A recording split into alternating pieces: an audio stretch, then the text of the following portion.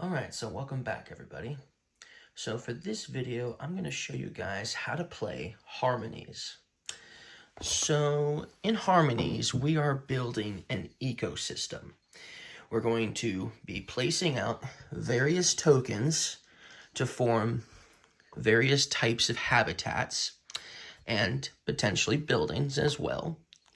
And we're going to be scoring points based on where we're placing our different types of habitats on our board here. We're going to score points that way. And we're also going to score points based on how many animals we are able to basically appease, if you will, and place into our ecosystem, okay? Now, first I thought I'd talk about how each of these things can be placed and what they're called. So this is clay. This is considered clay, and you'll be using clay to build buildings mostly. This is considered a log, or basically a tree trunk. Okay, so it's wood. This is stone. You'll be building mountains mostly with this. This is like leaves. And so you'll be either creating little bushes, perhaps, or maybe some lily pads with this, or building some trees with this as well, okay? And then this is a stacking game as well. So we're going to be stacking these tokens on top of each other. And so these are all the different tokens that you can stack. However, these two, you'll never stack on top of each other. But these you can, depending on certain types of layouts, okay? So the yellow token here, these are basically fields, or savanna, if you will, okay? And then this is your river. You'll even notice it even has like lines on it to indicate that this is water, this is a river token. So what are the types of, basically, what are the types of things can you build? Well, one of the things you can build is, first of all, you can place any of these tokens on any of your empty squares, okay? Or hexagons, I guess you could say. So you could place that here, for instance. Now, this is used in buildings. So when you build a building, you can build a building with a base value of 2. It's always going to be 2. So if you want to build a building, you're going to need basically 2 stacked on top of each other to make it a building. So a building can have 3 different colors as the base. So the base of the building can be red, okay? The top of the building has to be red, for sure. So that's a legal placement of a building that you could potentially build, okay? Another type would be with stone. You can have stone as the base to build a building, and then put the red one on top, okay? That's a building. You can also do wood. So if you place wood at the base, you can place the clay at the top, creating a building, okay? So those are the 3 different types of buildings you can build. So it gives you some variety of what you can use as a base in order to build a building. Now, another thing you can do is you can have trees. You can have bushes like so, first of all. So you can have, this is a placement, a legal placement. So you can have maybe, perhaps, that could be considered a lily pad, for instance, you know, something like that. It can also just be simply some leaves that have fallen to the ground, if you will, okay? But that's a placement, all right? Another legal placement is building a tree. So you can have a level 1 tree. So you can have one, for instance, below one wood one, below the green one, to make it a tree, right? You can also make it a bigger tree. So you can have 2 of these wood tokens, and then put the green one on top, making it a 2-story building, or a 2-story tree, or a 3-story tree, if you will. But 3 is the max. So when you're stacking these tokens on top of each other, 3 will be the highest you can go. So 2 wood and 1 leaf makes a tree as well, and that's the highest you can go. What's some of the other things you can do? Well, once again, like I said, you can never stack anything at all, not even the same color, on fields. Same thing with river.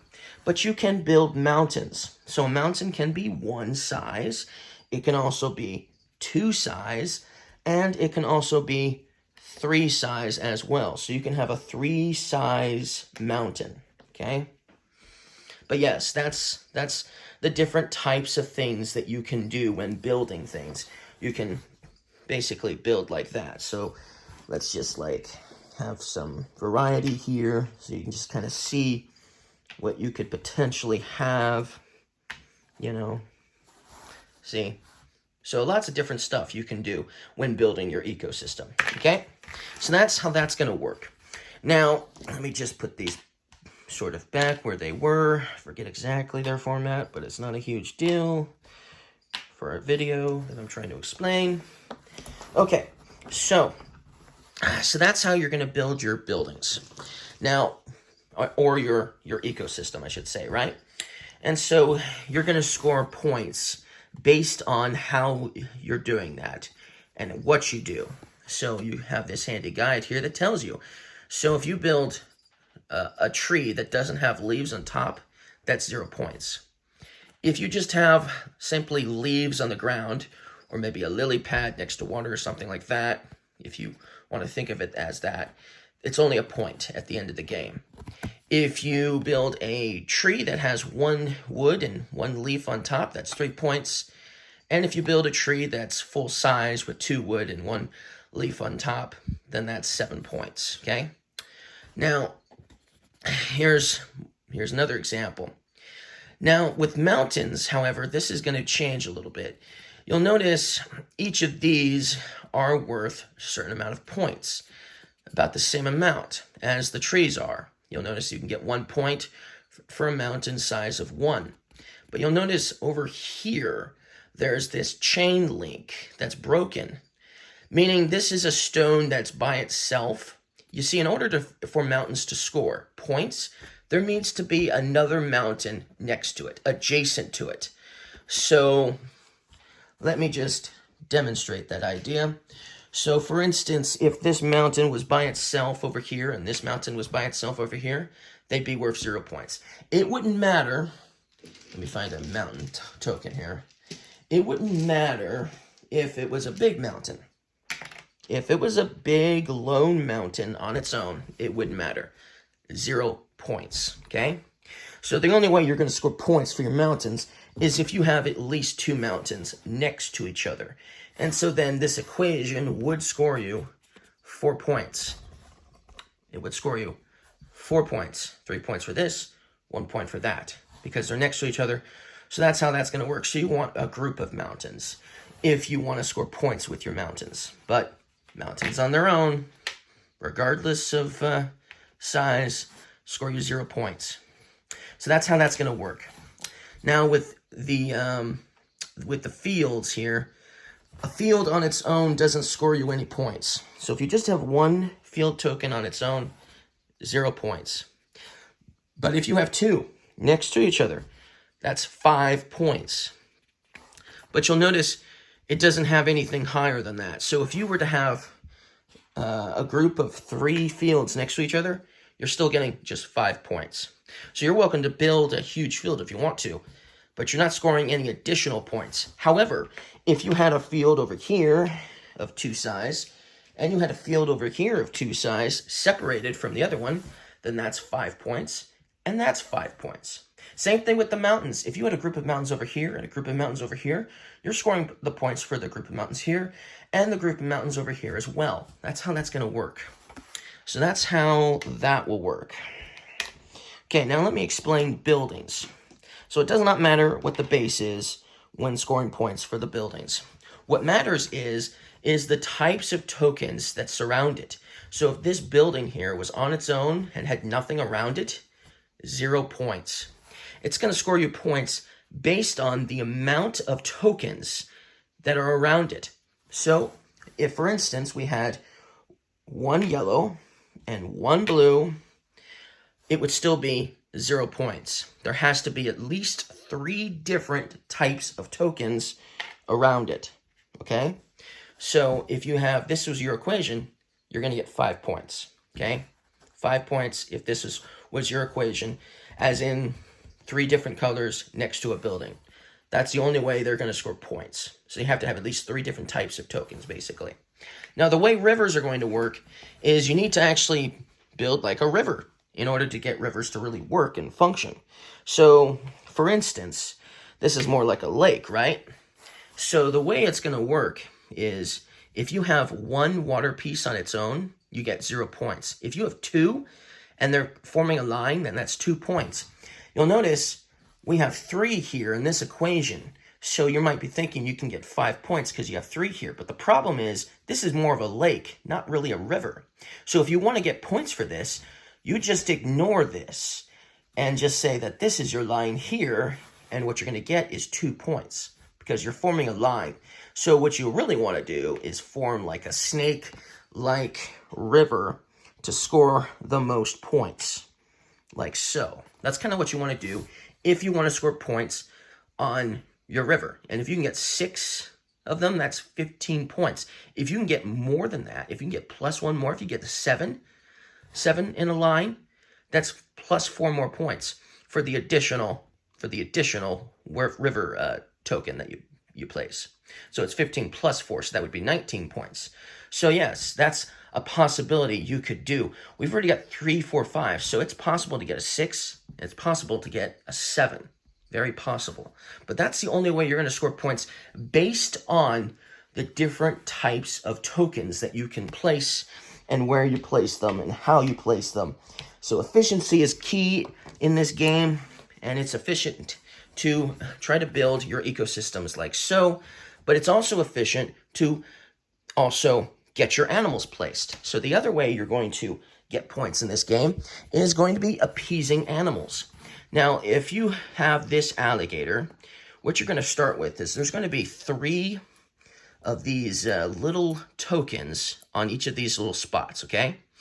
And at the end of the game, for the bottommost empty one, meaning if I only placed 1 alligator, at the end of the game, I'd get 4 points.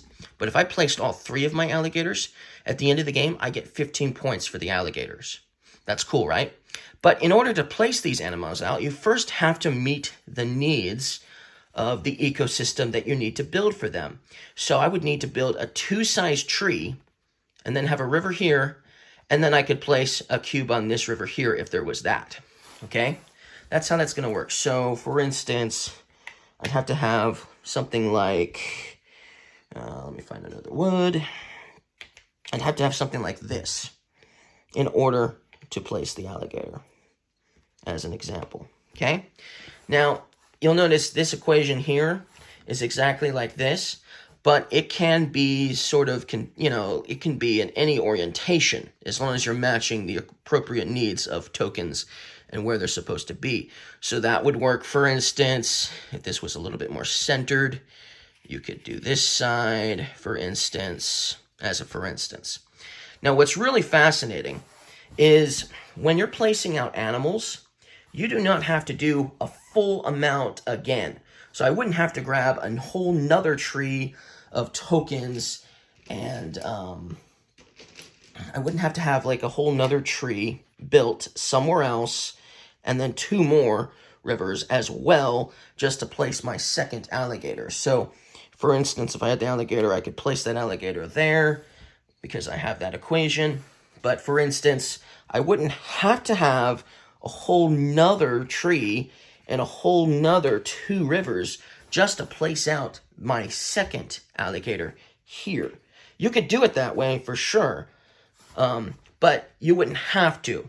So what could you potentially do to mitigate that, the amount of tokens that you would have to have in order to appease the alligator 3 times? What's a potential function?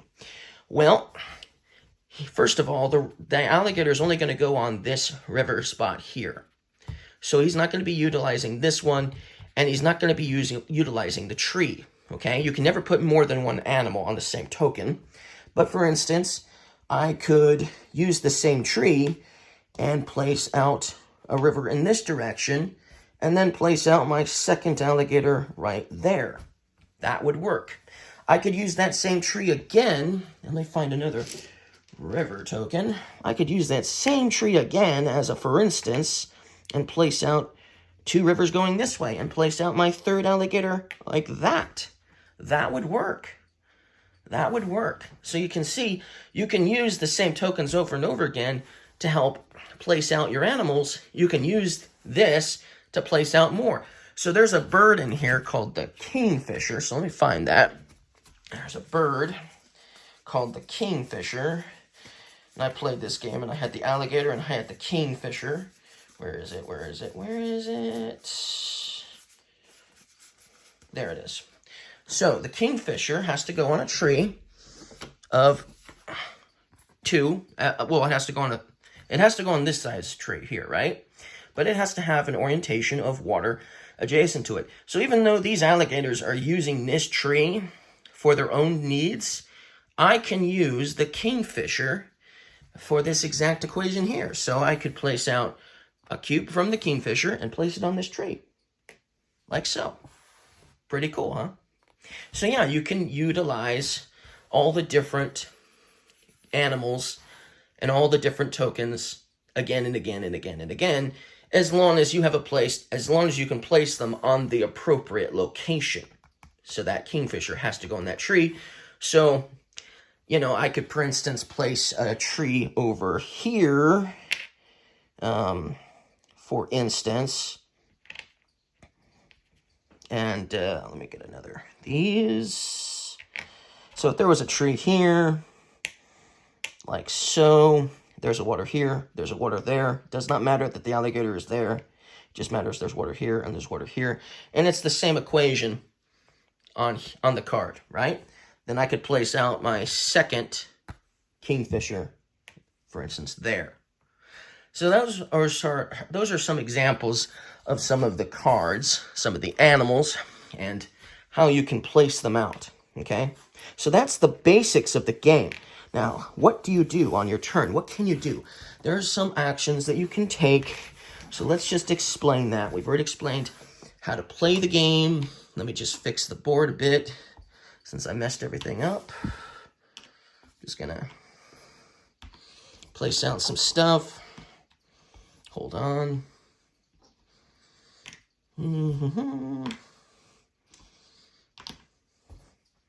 Okay, so this is our drafting board, okay? This is our drafting board. So on your turn, you have one action that is always mandatory, okay? And that action that is always mandatory is taking 3 discs, okay? So this is our drafting board. So you can take from any one of the different spots, but you have to take all 3. You can't be like, ooh, I want this one, and I want this one over here. No, they have to be from the same location. So for instance, I could take these 3 here. Then on my turn, I have some optional actions while I'm placing out my tokens. So while I took this, and this was mandatory to take something from here, the next couple of actions, besides just simply placing the tokens, are optional. So while you're placing, you can take an animal card, okay? So that's one of the things you can do on your turn. You can take an animal card and basically work towards that animal, okay? You're only allowed to take 1 animal per turn, but that's something you can do. So I could take this alligator and work towards it if I wanted to. But I think, personally, I'd rather go for the macaw, because the macaw goes on a tree of only 2 size. So I could work towards that, for instance. I could take these tokens, and I could place the tree here. And now I just need 1 more water. And then on my turn, this is an optional action, but on my turn, if I can satisfy an animal need, I can place as many tokens that I can appease as possible. Okay, right now I can't appease this macaw whatsoever because I need 1 more water. But once I place that water on a future turn, then as an optional action, I can immediately place the token that would be sitting on this card after I take it. So let me just do that. Okay, so there would be tokens here after I take the card. And then when I satisfy this macaw, I could place the animal right on that tree. Pretty cool, pretty easy, pretty simple there, right? And so that's one of the actions you can take, is you can optionally take an animal card on your turn. You can place an animal on your turn, that's optional, but this will always be mandatory, taking, from here, okay? That's always going to be mandatory. And then you will replenish where you took from, okay? From it, there's a bag, okay? So you'll randomly take from the bag and replenish, okay, the spot that that you took from. So this will always be available, so there'll always be tons of potential possibilities that you could take to work towards. But everything you take, you have to place, but you don't have to place it like right next to each other. So, I could have one over here, for instance, that's separated from that. They don't have to be touching when you start building your ecosystem. But that's the idea of what you can do on your turn. And that's pretty much everything you need to know in order to play the game. I explained how the animals could function potentially when placing them. And when you can take animals and place them in your ecosystem. I explained how you score points based on the animals that you can place out, based on where you put your terrain tokens, I guess, as you could say. I explained all of that. And that's pretty much it, though. And on your turn, that's all you do on your turn. So you place tokens from here onto your board. Then optionally, you can take an animal card. Optionally, you can place a token onto the spot if you can satisfy its needs. And you can have at most 4 animals. You can be working on 4 animals at a time. But remember, only 1 per turn, but at some point you might have 4. Now, you can only have 4 max. However, if you do manage to complete an animal and get all of the animals from that card placed, you'll just kind of keep it nearby, so you know that you'll be scoring for it at the end of the game for its max score. And this will open up a space, meaning you can work on potentially more than 4 animals in this game because you can finish some of them faster than others. So that's how that's going to work. That's basically everything you need to know in order to play Harmonies. There is a variant that adds special animals that you'll use these clear cubes. So not these, but there's like little clear cubes or something like that you can use that will go on these special cards. Only 1 of these per player, okay? And basically what these nature spirit cards will do is they just give you an additional scoring option. You still have to appease them. You still have to place out a ecosystem according to their needs, and you'll notice the cube on there is clear, so that's your indication that you use a clear cube from here. And then this tells you that for every single river token you have, you get 2 points. So it gives you an additional scoring option. Some aren't as simple as that. The dragonfly, for instance, if you're building a river and of at least 2 sides next to each other, you can get 7 points. But you have to basically be building a river. 2 or more, for instance, if you're building a river. There's varieties for sure. But yeah, that's just a little additional thing that you can do once you've learned the game and you've played it a few times. You can add these as a variant to make the game a little bit more interesting, maybe, perhaps. Not that these are necessary. I think the game on its own, without these, is a lot of fun. And that's everything I think you need to know in order to play Harmonies. So I hope you guys enjoyed this video. I hope you understand it. And I'll see you guys again next time. Bye.